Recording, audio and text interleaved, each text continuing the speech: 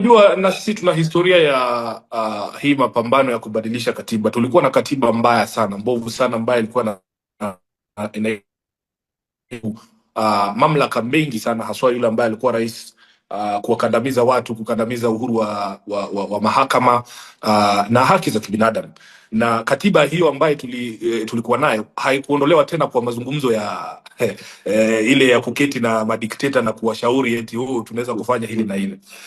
Katiba ya Kenya iliyopo kwa sasa ambayo inatupa zile freedoms ambazo mnaona sisi tunazo, ilikuja kwa jasho, kwa vita, kwa damu. Watu walimwaga damu, watu waliwawa wengi sana kwa sababu ya msukumo huo wa katiba hii mpya, na hakuna kitu chochote kinaweza kuja kwa urahisi, haswa ambapo mna deal na wale watu ambao mamlaka tayari yameingia kwenye akili zao. Yani they say dictators don't give up anything easily.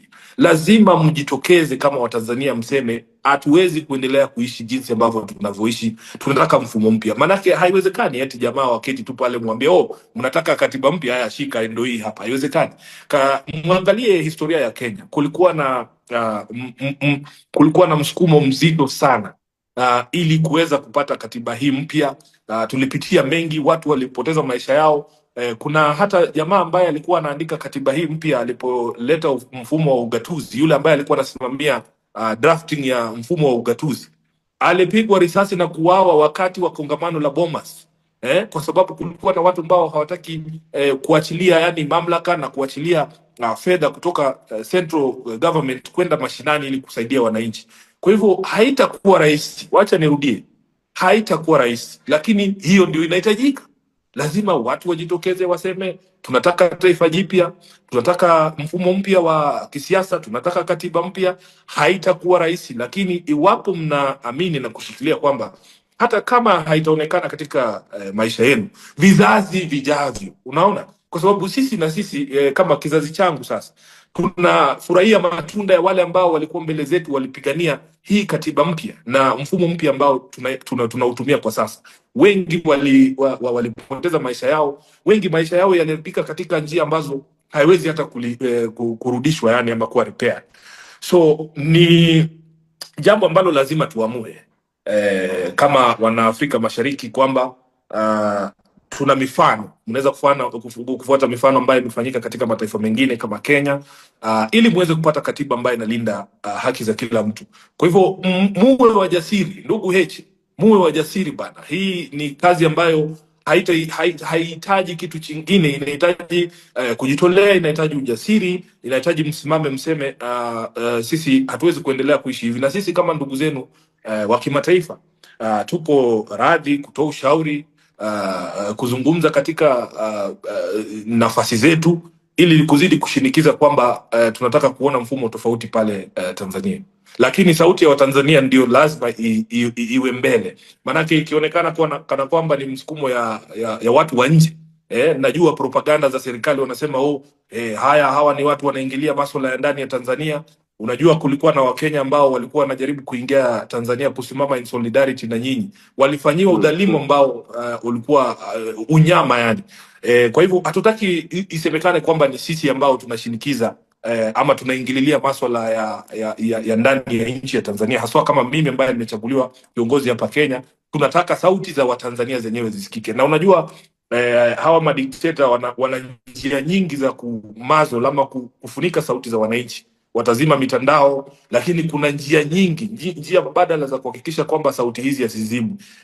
Najua wamekandamiza vyombo vya habari, lakini kuna mifumo na platforms kama hizi ambazo mumeandaa leo za kuhakikisha kwamba ujumbe unasikika na dunia nzima inaweza kufuatilia matukio pale ndani, na sisi tutasimama na nyinyi katika msukumo huo mzima.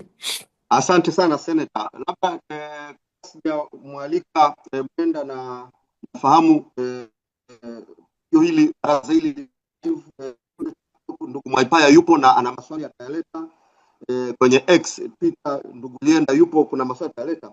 Labda kwa kifupi unatuambia nini viongozi wa Chadema, wanachama wa Chadema na wa Tanzania mbele ya vitisho vya kesi za uongo, za uhaini, kesi za uhaini ambazo zinaweza kupeleka watu kwenye vifungo au kukaa rumande kwa muda mrefu, mbele ya vitisho vya mtutu wa bunduki, mbele ya watu kutekwa na kupotezwa, Unawaambia nini viongozi wa Chadema na Watanzania, ni kwa namna gani wawe majasiri mbele ya hivyo vitisho ambavyo vinaweza vikafanywa na watawala dhalimu? Kwanza kufikia sasa tumewaheshimu sana viongozi wa Chadema kwa kusimama imara. Mheshimiwa Heche, nyinyi wengine wote katika uongozi wa chama cha Chadema, unajua wao wadhalimu wana methods zao ama mbinu zao ambazo wewe mwenyewe umezizungumzia, lakini iwapo mtaonyesha ujasiri kwamba mbinu hizo hazitasimamisha ari yenu ya kuwa na taifa jipya ama katiba mpya au mfumo mpya wa kutawala Tanzania, basi hawana lingine. Unajua, baada ya kwa mfano ndugu yetu Lissu, baada ya kumpiga risasi 19 utaongeza ya 20. Kama hamkumuua na 19 utaongeza nyingine. Lazima tukae ngumu na mbele ya vitisho hivi vyote. Hata wewe mwenyewe umezungumzia naibu katibu kuhusu kesi ya Lissu yenyewe. Wanaleta mashahidi pale hawajielewi. Lissu mwenyewe anapouliza maswali hawezi kuyajibu. Kwa hivyo hizo mbinu zote zitajaribiwa, lakini unajua wanasema ukishapanda huo mlima, yani ukishapanda huo mlima, wamejaribu kila kitu kimeshindikana. Inabidi tu sasa, itabidi ile nguvu ambayo mko nayo na ile ujasiri ambao uko nao, that is the only way to defeat those methods, kwa sababu mkikapitulate ama kuonyesha uoga, hizo mbinu zikionekana kwamba zinaweza kufaulu, basi mtakuwa mmepoteza njia. Inatakiwa tuonyeshe ujasiri ambao unawaambia kwamba mbinu hizo tutazijua, tuko tayari kwa ajili ya hizo mbinu, lakini hazitofaulu. Manake Watanzania ni wengi, hawezi kuziba sauti ya mtu mmoja ukafikiria wote watanyamaza. Na hapa Kenya kwa mfano sisi tunasema kwa mfano kuna huu mchakato mzima ambao vijana wameanzisha, wanajiita sisi ndio Sifuna. Tunataka na nyinyi Watanzania wote wajiite sisi ndio Lissu. Sisi ndio Lissu. Hata ukimwangusha mmoja Lissu, wengine mamilioni ya Lissu wako pale. Unaona, sisi hapa wamejaribu na sisi kutibua mikutano yetu. Tuna